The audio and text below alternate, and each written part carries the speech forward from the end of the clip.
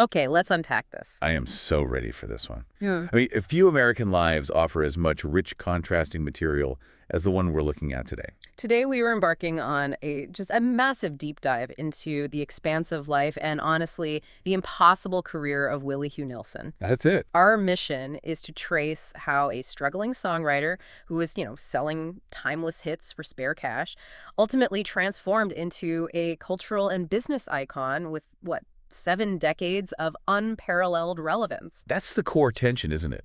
For you, the listener, the relevance goes so far beyond just the music. You want to understand the architecture of truly impossible longevity. I mean, how does one figure remain an outlaw when they've been adopted by the establishment? How do you keep touring, innovating, and driving policy change well into your 90s? And the big question we have to answer: how did he fail so spectacularly financially while succeeding creatively on the biggest scale imaginable?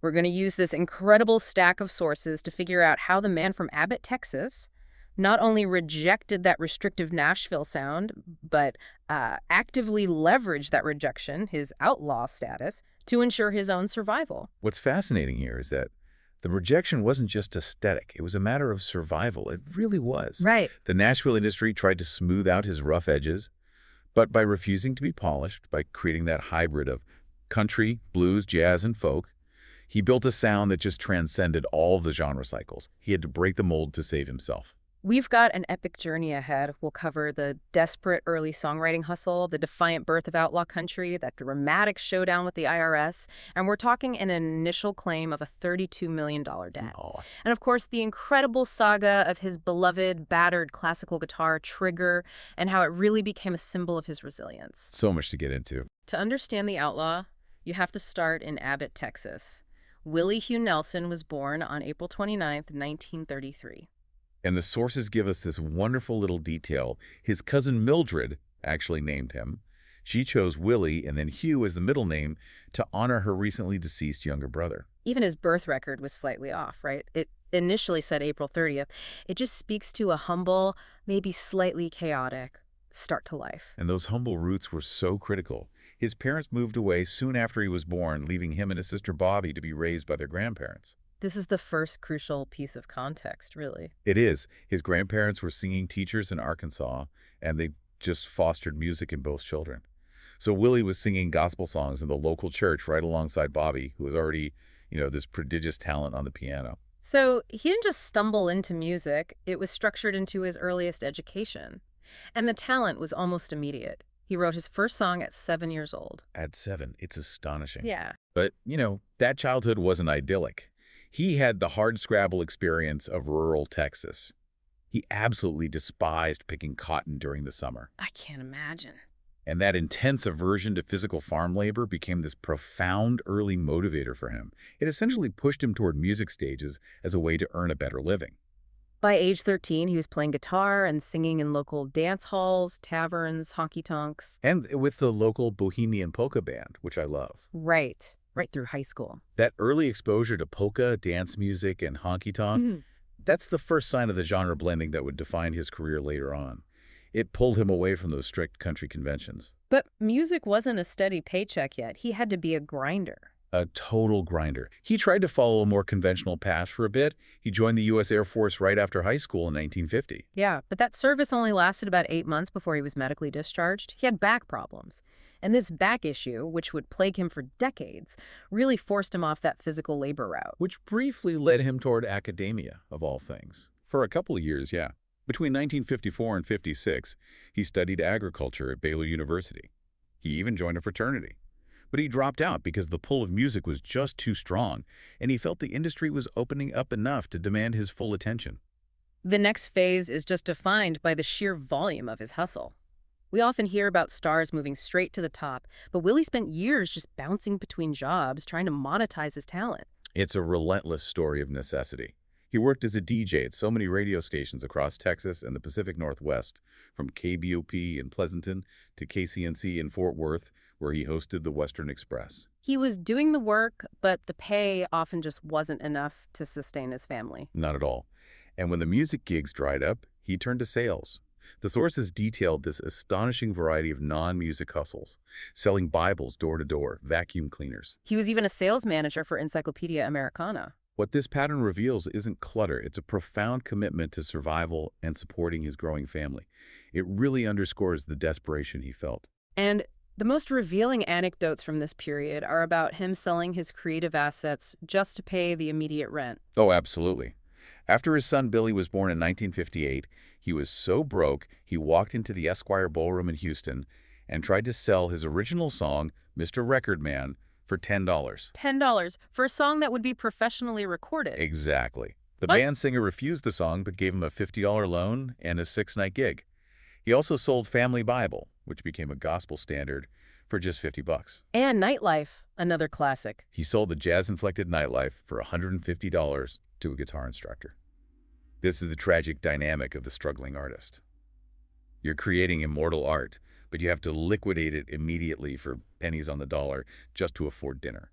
This struggle finally brought him, in 1960, to the center of the country music universe, Nashville. But he came as a songwriter, not a star. Not at all. He famously struggled to get signed as a singer and was constantly hanging out at Tootsie's Orchid Lounge, that legendary watering hole right near the Grand Ole Opry. Tootsie's proved to be his unexpected headquarters. It was there he met Hank Cochran, a key songwriter. And Cochran quickly recognized Willie's unique genius, despite the fact that his voice and his phrasing were considered just too idiosyncratic for the slick Nashville machine. This leads to that fantastic story about his publishing contract. It's the kind of loyalty that defined the early country scene. Cochran had just gotten a $50 raise from Pamper Music, which was co-owned by Ray Price and Hal Smith. So he sees Nelson's talent. He sees his talent and his need, and convinces Smith to pay Nelson that $50 raise instead, just to sign him to a publishing contract. I mean, imagine your career-defining moment hinging on another writer sacrificing his own marginal raise for you. That handshake immediately changed his life, not because he was a singer, but because his pen started churning out instant classics for other people. These songs define the early 60s for country and pop music. They are the foundation of his wealth and influence, even if he didn't get the performance royalties. Look at the hits written in those lean years. Funny how Time Slips Away became a hit for Billy Walker. Pretty Paper was a huge success for Roy Orbison. It crossed over genres. And Hello Walls, that was the one that really broke through. Oh yeah. Fair and Young heard Nelson perform it at Tootsie's and immediately recorded it. It became a massive hit in 1961 and established Nelson nationally as an elite songwriter. But the masterpiece, the one that truly stands apart, is Crazy. It became Patsy Cline's iconic recording, and the sources say it was the biggest jukebox hit of all time. It was. How did a struggling, unconventionally sounding writer manage to land his most timeless composition with one of the greatest female singers in history? Again, it comes back to Tootsie's and a stroke of luck. Nelson and Cochran met Cline's husband, Charlie Dick, at the bar. Dick was intrigued by a Nelson song he heard on the jukebox. And Willie didn't have sheet music light. He just played him a demo tape. Just a simple demo tape of Crazy, and that demo was key. Cline was hesitant at first. She was recovering from a bad car accident. But once she heard the tape, with Nelson's distinctive, jazzy, relaxed timing, she decided to record it. So the very soul of that iconic recording came straight from Nelson's personal demo. It did. It proved that Nashville underestimated his voice, but they couldn't ignore his compositional genius. Despite writing these foundational hits, he was still trying to establish himself as a performer. He joined Ray Price's band as a bassist, which gave him some stability. Right. And in 1961, he finally signed with Liberty Records as an artist. He had moderate success. He proved he could chart. He scored 2 top 10 singles, willingly a duet with his future wife Shirley Colley, and Touch Me. And that led to his 1962 debut album, A-Day. And then I wrote, the establishment was slowly, reluctantly trying to pull him in. That process accelerated when he signed with RCA Victor in 1964. That was a move driven by guitar legend Chet Atkins, who paid him $10,000 a year. Then in 1965, he achieved the ultimate validation by joining the Grand Ole Opry. Nashville had officially brought the outlaw inside the velvet ropes. But the velvet ropes felt more like handcuffs. Willie was now part of the corporate machine, but he was deeply frustrated. From 1966 to 1969, he had consistent top 25 hits like The Party's Over and Bring Me Sunshine, But those songs were wrapped in that highly produced, slick, standardized Nashville sound. He was charting, but his core artistic vision was just being diluted. Why was Nashville so resistant to letting him just be Willie Nelson? Nashville was selling a specific product: smooth, radio-friendly, orchestrated country pop. Willie's voice was nasal, his phrasing was loose, and he preferred acoustic, stripped-down arrangements. They saw him as a great writer whose voice needed to be masked. Exactly. They thought his voice had flaws. He felt weary, creatively stifled, and the albums, like his 1971 album Yesterday's Wine, just weren't satisfying his artistic ambition. And this creative dissatisfaction was paired with massive financial strain. He was a perfect storm. The sources note that despite all the hits, most of his songwriting royalties were being immediately reinvested into tours that often failed to turn a significant profit. He was constantly running just to stand still. And then came the symbolic breaking point of 1970. 1970 was the catalyst for his transformation. First, he divorced Shirley Colley, and then shortly after, his ranch in Ridgetop, Tennessee, burned down. He viewed that fire not as a tragedy, but as a profound signal for change. A literal cleansing of his past and his failed attempts to conform. He saw the fire as permission to walk away. The sources confirm he decided to retire from music altogether. He moved back to Texas, settled on a ranch near Bandera, and married Connie Koepke. He was ready to quit the business entirely. He was done with Nashville. But what he didn't realize was that he wasn't retiring, he was just relocating the revolution. That supposed retirement in Texas didn't last long, thankfully. He didn't retire, he just found his new home base. Exactly. Willie found rejuvenation in Austin. Nashville was stale and restrictive, but Austin was exploding with this vibrant countercultural music scene centered around venues like the legendary Armadillo World Headquarters. It was the perfect environment for him. It was. He started playing this glorious blend of country, folk, and jazz to a new, younger audience, the hippies, the long hairs, who just embraced his authenticity. The Austin scene gave him creative permission, but he still needed commercial freedom. This is where he made his first really great business move. He needed to sever the last ties to the old system. He hired a new manager, Neil Reshin, who specialized in getting artists the control they deserved. Reshin negotiated Nelson's exit from RCA, famously settling the contract for a mere $14,000 repayment. And then immediately signed him to Atlantic Records. For $25,000 a year, positioning Nelson not just as an artist, but as Atlantic's pioneering country star. So he paid $14 grand to buy his freedom and immediately got a new deal that valued his nonconformity. That's a huge shift. Is the moment the outlaw brand was born, even before the genre was named. This new creative freedom just fueled his immediate output. He formed his iconic backing group, The Family, featuring his sister, Bobby Nelson, on her distinctive piano, and his longtime drummer, Paul English. They immediately got to work, recording the seminal album Shotgun Willie in 1973. And Nelson himself later said that Shotgun Willie cleared his throat. It wasn't his biggest seller, but it was his declaration of independence. It was raw, honest, and completely shed the syrupy strings and backup choruses of the Nashville sound. It was the sound of Willie, unvarnished. He immediately followed that with even more ambitious work, the 1974 concept album Phases and Stages. Oh, this album defined the emotional honesty of the outlaw era. It was directly inspired by his own recent divorce, giving it this profound, raw edge, and the structural innovation was just genius. Side 1 is the woman's perspective, side 2 is the man's. Exactly. A mature, complex piece of storytelling that included the hit single Bloody Mary Morning. But the ultimate power move, the one that secured his lasting legacy and control, came next in 1975. This is the genius moment. Nelson switched labels again, moving to Columbia Records. He demanded and received a contract clause that was nearly unheard of for any artist, especially in country music. Complete creative control. He would pick the songs, the producer, the instrumentation, everything. Everything. His previous critical success and proven independent vision made that negotiation possible. And the immediate result of that creative freedom was Red-Headed Stranger in 1975. I remember the sources saying the label was hugely skeptical of this project. They absolutely hated it. Columbia thought a Stardust concept album, relying mostly on just his acoustic guitar and Bobby's piano, was commercial suicide in 1975. It just didn't sound like country radio. Not at all. They were extremely reluctant to release it. But Nelson and his manager, Waylon Jennings, insisted, and history proved them spectacularly right. It was an overnight triumph. It was. The album included his stripped-down, tender cover of Fred Rose's Blue Eyes Crying in the Rain.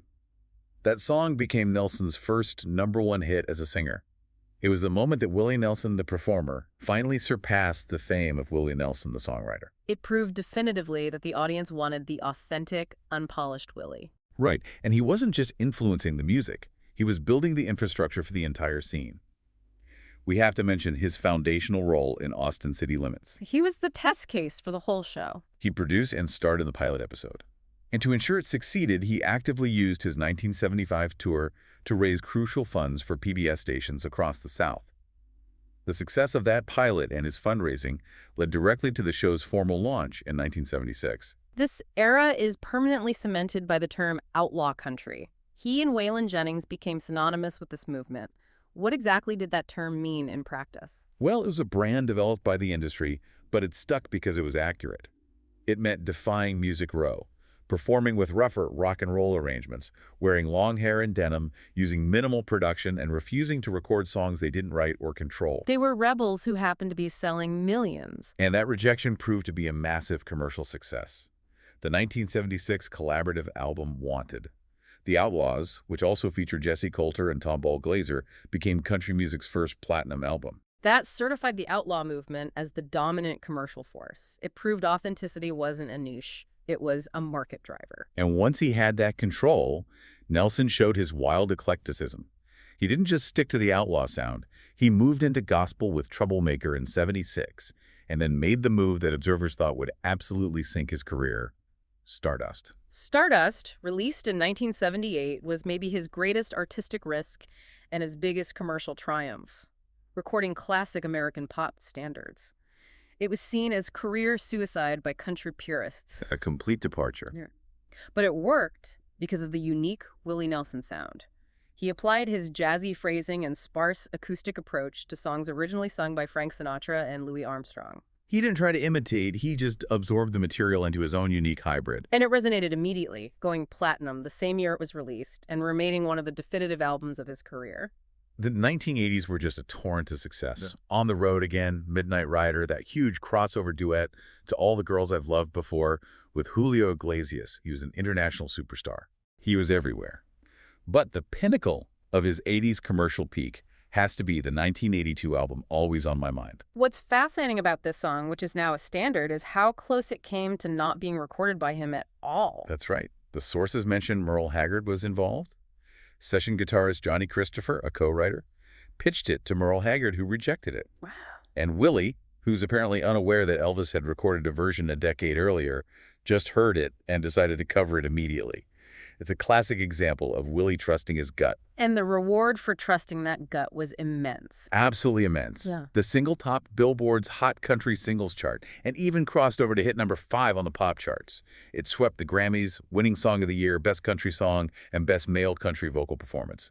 The album went quadruple platinum. And then, in the mid-'80s, he solidified his status with the formation of the ultimate country supergroup, the Highwaymen. This was a legendary grouping. Willie Nelson, Waylon Jennings, Johnny Cash, and Kris Kristofferson. They weren't just a band. They were the Mount Rushmore of outlaw and traditional country defiance. They achieved platinum sales and toured the world, a true force. And the sources note the poignancy that Willie became the last surviving member of the Highwaymen following the death of Kris Kristofferson in September 2024. This just underscores his unparalleled longevity and his position as the final active link to that defining era. The creative and commercial successes of the 1980s were massive, yet beneath all the platinum records and supergroups, a financial and legal catastrophe was brewing. Which leads us to the dramatic saga with the IRS. It feels profoundly paradoxical that someone so creatively successful could be so financially vulnerable. That paradox is the central insight here. Creative control doesn't equal business acumen. The debt, initially from years of unpaid taxes, was dramatically aggravated by highly questionable investments he made in the early 80s. And the sources trace the roots back to managerial failure. How did the debt start compounding? It began with his previous manager, Neil Reshan, who had been filing tax extensions but not actually paying the IRS since 1977. So the original tax bill was already massive and accruing interest. And after he fired Reshan, he hired Price Waterhouse, which compounded the issue. Precisely. They recommended highly aggressive and ultimately failed tax shelters. So he went from bad advice to even worse professional advice. So when the IRS disallowed all his deductions for those years, The debt, fueled by penalties and interest, skyrocketed. By 1990, the IRS seized most of his assets, claiming he owed a staggering $32 million. $32 million. That is an existential threat to anyone. His lawyers eventually negotiated it down to $6 million, but even that is crushing. The solution was pure Willie. Turn the crisis into a product. He had to literally monetize his debt. He released the double album, The IRS Tapes, Who Will Buy My Memories. And all profits went straight to the IRS. All of them. From record sales, not just royalties. It's a remarkably blunt and effective album title. It's a creative solution to a corporate problem. And it bought him time and immense public sympathy. But the real rescue effort came from the incredible loyalty of his inner circle. Oh, absolutely. When his assets were auctioned off, many were purchased by friends, his former lawyer, friends in Texas, who then either donated them back or rented them to him for a nominal fee. It was an organized effort to protect his tools and property.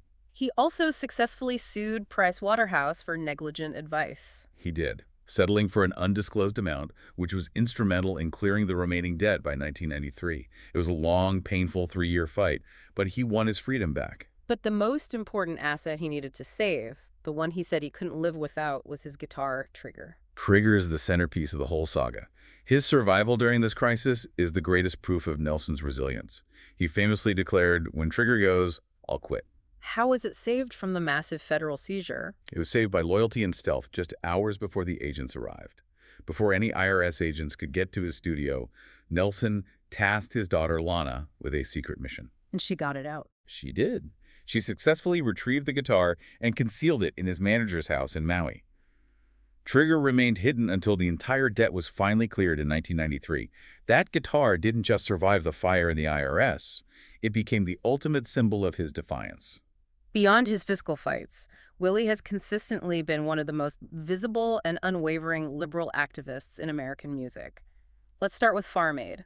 This is his defining cause. Farm Aid began in 1985, and it just shows his sustained, decades-long commitment to the American farmer. It was directly inspired by Bob Dylan, who, during Live Aid, made an offhand comment hoping some money would go to help American farmers struggling with mortgage debt. And Nelson, Neil Young, and John Mellencamp took that comment and ran with it. The first concert raised over $9 million. And what's critical here is that Nelson is not just a figurehead. He remains the president of the Farm Aid Board and has appeared at every single annual concert since 1985. His other defining cause, which is intrinsically linked to the outlaw image, is marijuana advocacy. He is a prominent co-chair of the advisory board of NORML. His advocacy isn't just moral support, it's legislative and commercial. After his 2010 arrest for possession, which was one of several, he created Willie Nelson's Teapot Party. With the explicit motto, tax it, regulate it, and legalize it. Exactly.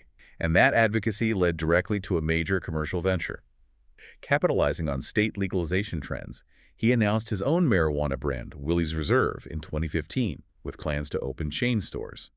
It's the ultimate convergence of the outlaw persona, activism, and business. You mentioned his legal issues are a recurring theme. The arrests themselves seem to generate incredible anecdotes. They absolutely do. He was arrested multiple times. The 1977 arrest in the Bahamas is legendary. He was jailed, and his bandmate Hank Cochran paid his bail. But Nelson, celebrating his release, jumped and fell, injuring himself and requiring an immediate trip to the ER. Just pure life imitating art. And the 2010 arrest in Sierra Blanca, Texas. The prosecutor was sympathetic and joked that Nelson should just sing Blue Eyes Crying in the Rain for the court as a form of penance. The judge, however, rejected that request, arguing Nelson was getting preferential celebrity treatment. It shows the tension he constantly generates. He also entered the policy realm with biofuels advocacy. This was another deep passion project. He owns the biodiesel brand BioWillie. It's made from vegetable oil, mainly soybean oil. He served on the board of Earth Biofuels and was absolutely committed to the cause. Wait, so the king of the outlaws, the ultimate survivor, had a business venture that actually failed because of market changes. It's surprising, and it's a necessary counterpoint to his successes. He reopened a truck stop, Willie's Place, in 2008, featuring BioWillie pumps. Unfortunately, the venture defaulted on its loans. It was largely due to shifting market dynamics. A federal tax credit expired and fossil fuel prices dropped. Finally, we need to cover his staunch political views. He's described as a major liberal activist. Unequivocally so. He supported Dennis Kucinich in the 2004 primaries, composing the anti-Iraq war song Whatever Happened to Peace on Earth. He's a strong supporter of the LGBT movement, publicly releasing "Cowboys are frequently secretly fond of each other" in 2006. And he didn't mince words on marriage equality. No. He criticized the Defense of Marriage Act in 2013, saying future generations would look back and just say it was crazy. People ever argued about it. His 2018 endorsement of Democrat Beto O'Rourke led to conservative backlash, prompting him to release the song "Vote M Out." And it's also necessary to note some of his more controversial political expressions. Right, like his expressed doubts about the official story of the September 11 attacks, attributing the collapse of the towers to controlled implosion in an interview. Given his undeniable charisma, it's no surprise that he branched heavily into film and literature. He's acted in over 30 films, starting with The Electric Horseman in 1979. And his film work wasn't just celebrity cameos. He took on significant roles, often playing variations of the wise, grizzled outsider. He was in Thief Barbarossa and starred in the 1986 film version of his own album, Red-Headed Stranger. And the acting career often intersected directly with his music. Yes. The film Honeysuckle Rose wasn't just a movie role. It was a vehicle for his music. It provided the setting for his Grammy-winning single, On the Road Again. His film career wasn't a distraction. It was another means of brand extension. His literary output is extensive, starting with his first autobiography in 1988. He's a prolific writer and collaborator. His books cover biography, humor, and advocacy.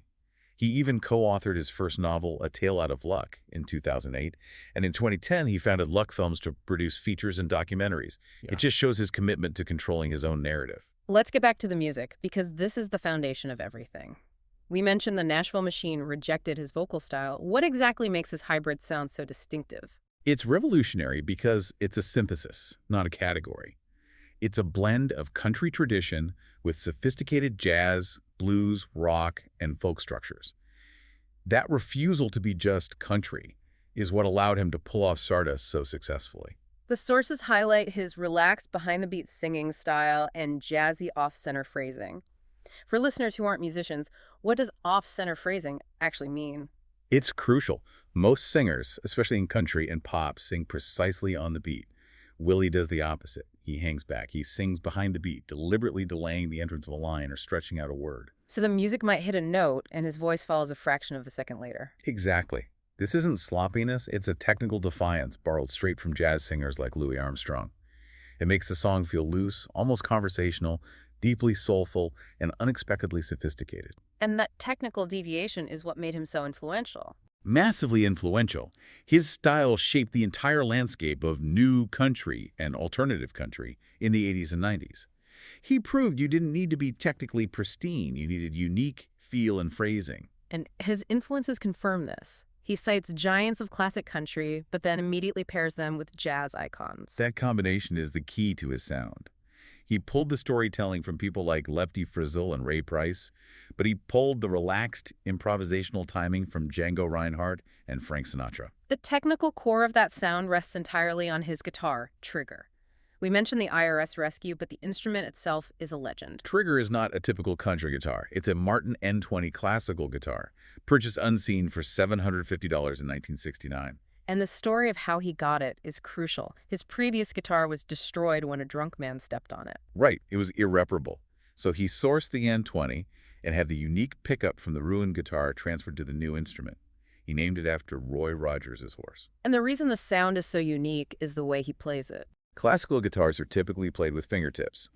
Willie plays Trigger with a pick, a flat pick, which is highly unusual.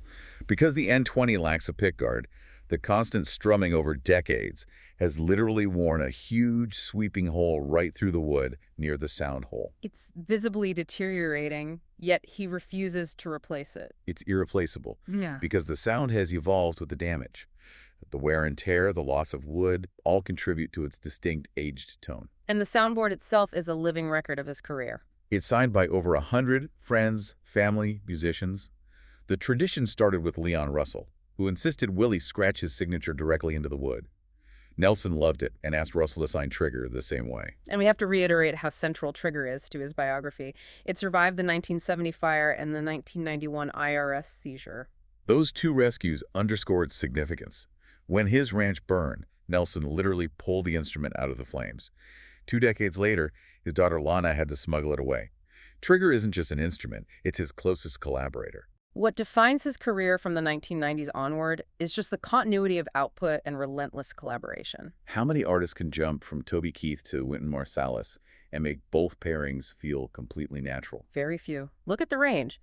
In '96, Twisted Willie, a tribute album, featured rock versions of his songs by artists like Johnny Cash and L7.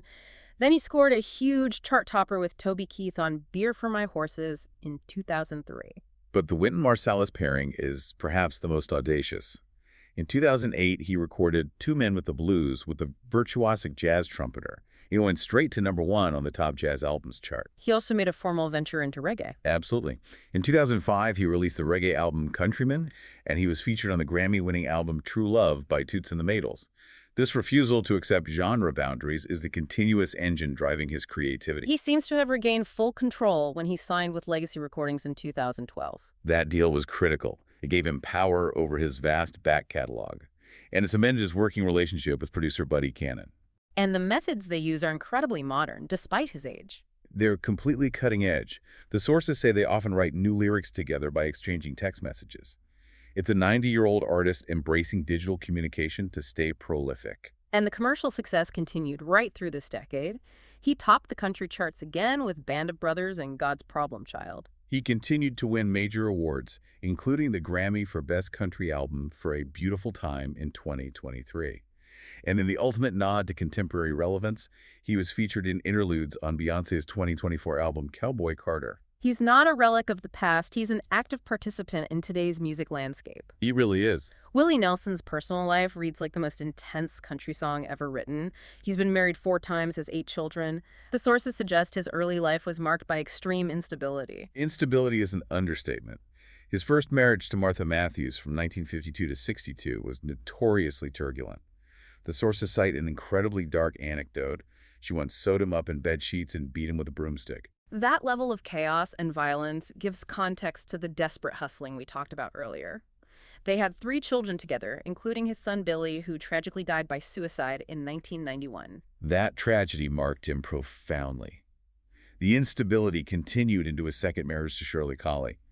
Their divorce in '71 was incredibly dramatic. How is the infidelity discovered? It's another scene worthy of a film. Shirley found a hospital bill from a Houston maternity ward. The bill was charged to Willie and Connie Kupke for the birth of their daughter, Paula Carlene. Wow. Colley immediately filed for divorce, and Willie married Kupke that same year. They had another daughter before divorcing in 1988. He married his current wife, Annie D'Angelo, in 1991. And they have 2 sons. And in 2012, he learned he had fathered another daughter, Renee Butts, back in 1953. It just adds another layer to the complicated tapestry of his personal life. Throughout all this, his touring group, The Family, has remained his consistent, stable core. That's the beauty of it. The Family is literally family. The original core featured his sister, Bobby Nelson, on piano, and his longtime drummer, Paul English. While the classic lineup has seen loss, Paul died in 2020, and Bobby in 2022, the name continues. They still tour in the bus. Honeysuckle Rose V, powered by Bio Willie.